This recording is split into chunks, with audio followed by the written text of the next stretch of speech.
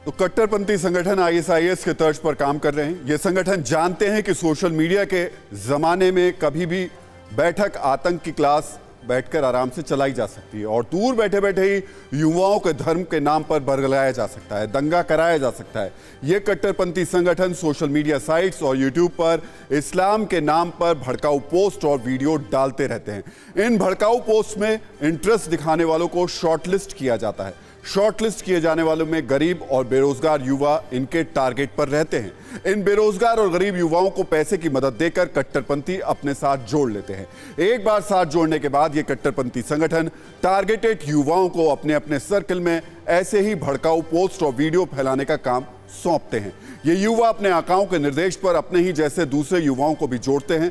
आतंक की online class चलाने वाले संगठनों के लिए ये रिक्रूटमेंट प्रोसेस होता है। इन युवाओं में जो सबसे ज्यादा कट्टर होते हैं उन्हें आगे के मिशन के लिए तैयार किया जाता है। इसके लिए उन्हें ट्रेनिंग के लिए चुना जाता है। ट्रेनिंग के लिए चुनने से पहले हर तरीके से उन्हें परखा जाता है। जो युवा ज्यादा कट्टर और खूंखार होते हैं उन्हें दूसरे देशों में ट्रेनिंग के लिए भेजा जाता है। दूसरे देश भेजने के दो तरीके हैं। किसी रिश्तेदारी या तालीम के नाम पर डायरेक्ट प्रॉपर डॉक्यूमेंटेशन कर ऐसे युवाओं को भेजा जाता है। प्रॉपर डॉक्यूमेंटेशन नहीं होने पर नेपाल या सऊदी अरब के रास्ते इन युवाओं को ट्रेनिंग के लिए भेजा जाता है। ट्रेनिंग में इन युवाओं को धर्म के नाम पर ब्रेन वॉश किया जाता है, फिर उन्हें जिहाद के लिए तैयार किया जाता है। आतंक की ऑनलाइन दुकान चलाने वाले ये संगठन हमेशा ऐसे लोगों को चुनते हैं जो किसी भी हद तक जाने के लिए तैयार रहते हैं। तो ऑनलाइन टेरर क्लास चलाने वाले संगठनों में कई कट्टरपंथी संगठनों का नाम शुमार है। इनमें से सिमी जैसे संगठन भी शामिल हैं जो देश में प्रतिबंधित हैं, लेकिन ये नाम बदलकर टेरर नेटवर्क तैयार करने में शामिल हैं। आपको बता दें कि देश में दावत इस्लामी जैसे संगठन, पीएफआई जैसे संगठन सोशल मीडिया पर एक्टिव हैं। ये संगठन सोशल मीडिया के साथ ही जमीन पर भी एक्टिव हैं। हम आपको बताना चाहेंगे कि देश के कई राज्यों में पीएफआई बैन है, लेकिन राजस्थान में ये बैन नहीं है। राजस्थान में पीएफआई के सबसे ज्यादा वर्कर्स हैं। राजस्थान के कई स्कॉलर्स और मौलाना पीएफआई से जुड़े हुए हैं। मेवात, हड़ौती और जोधपुर में ये ज्यादा एक्टिव हैं। सिर्फ पीएफआई नहीं, दावत इस्लामी जैसे इस संगठन भी ऑनलाइन क्लासेस के नाम से सोशल मीडिया पर लगातार सक्रिय हैं। दावत इस्लामी राजस्थान के जोधपुर, बाड़मेर, जैसलमेर, बीकानेर, गंगानगर, अजमेर, टोंक, भीलवाड़ा, उदयपुर, राजसमंद, बांसवाड़ा जैसे इलाकों में एक्टिव है। राजस्थान के कई शहरों में इसके ऑफिस हैं। दावत इस्लामी राजस्थान में मदरसे चलाता है।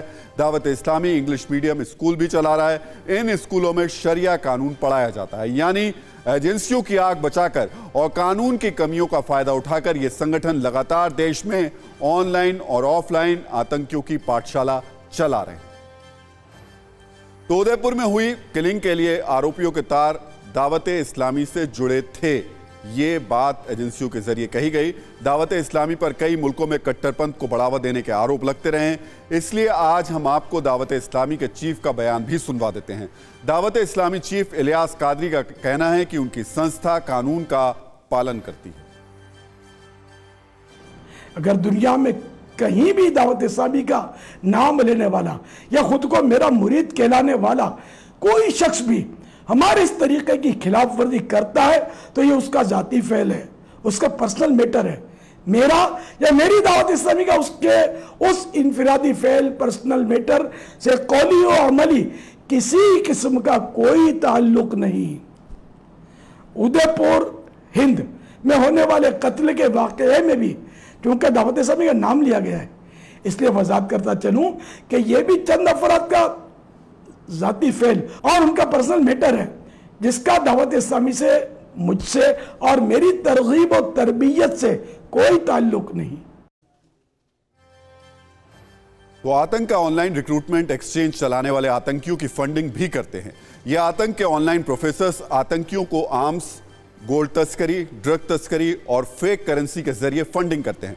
नेपाल बॉर्डर के जरिए आतंकियों को डायरेक्ट फंडिंग भी की जाती है, लेकिन सबसे बड़ा संकट आतंकियों को लोकल लेवल पर होने वाली फंडिंग है।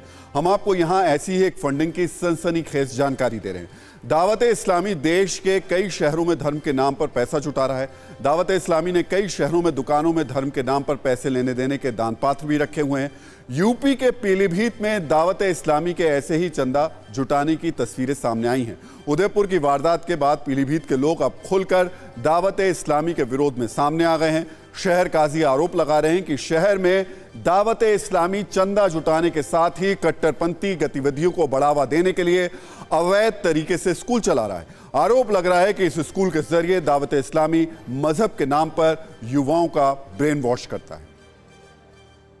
ये दावते इस्लामी वालों की है। ये लोग जो मदरसों में पढ़ाई वगैरह करते हैं ये उनके लिए है। कौन ले जाता है ये पैसा? ये दावते इस्लामी के जो मेंबर होते हैं, जो भी कैंडिडेट वो होते हैं, जो इसका चार्ज होता है इनके पास, वही लेके जाते हैं। यहाँ पीलीभीत में कौन है, कहाँ है, इस बारे में कुछ नॉलेज नहीं है कि कौन है, फिलहाल नाम से ही वाकिफ नहीं है। अच्छा, पीलीभीत में कौन लोग आते हैं इसको लेने? दावत इस्लामी वाले।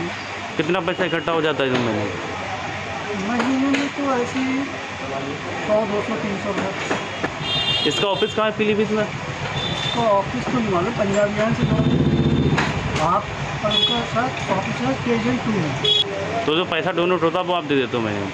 हाँ, जो भी है 10 रुपये डाल दिया, तो 5 रुपये डाल दिया, दोनों जो इकट्ठा हुआ वो